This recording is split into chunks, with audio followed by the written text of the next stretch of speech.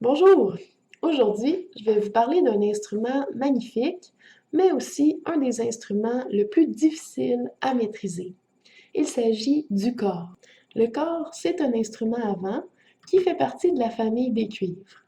La plupart du temps, il est fait en laiton.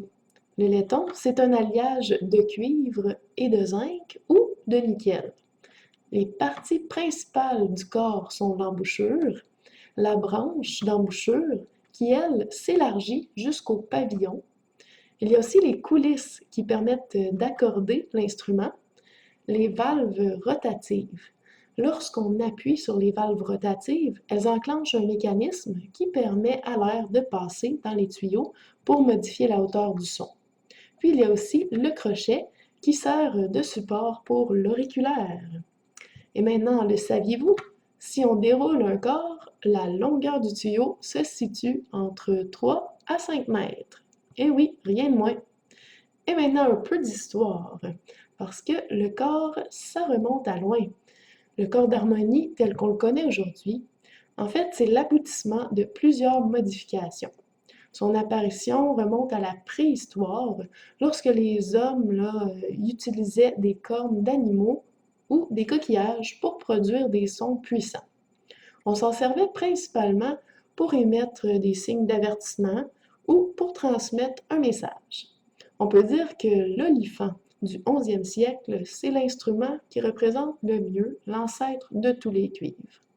Puis, au 16e siècle, on a vu apparaître le cor des Alpes. À la même époque, le cor et la trompe de chasse ont fait leur entrée. En fait, les chasseurs s'en servaient pour communiquer entre eux à partir de différentes sonneries. Par la suite, le corps de chasse a fait place au corps naturel. Puis, on a ajouté des sections détachables au corps naturel pour modifier la tonalité de l'instrument et des coulisses d'accords interchangeables qui, eux, ont donné naissance à des inventions assez originales, je dirais. À en voir l'image ici. Eh oui, des corps omnitoniques qu'on appelle, ou encore des invention horns.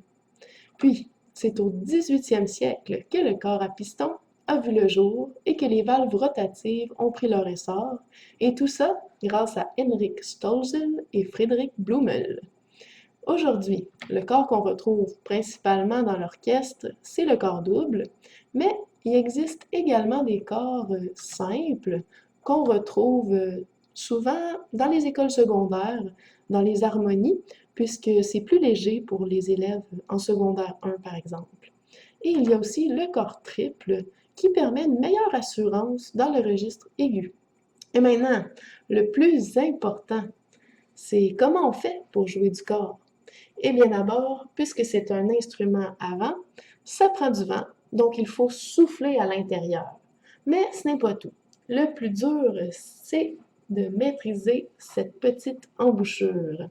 Mais c'est quand même le plus important. En fait, il faut arriver à bien positionner nos lèvres sur cette petite embouchure au centre. Et puis, il faut arriver à les faire vibrer vigoureusement parce que l'instrument va faire seulement qu'amplifier le son qu'on va créer à partir de cette embouchure. Parfois, c'est plus facile à dire qu'à faire.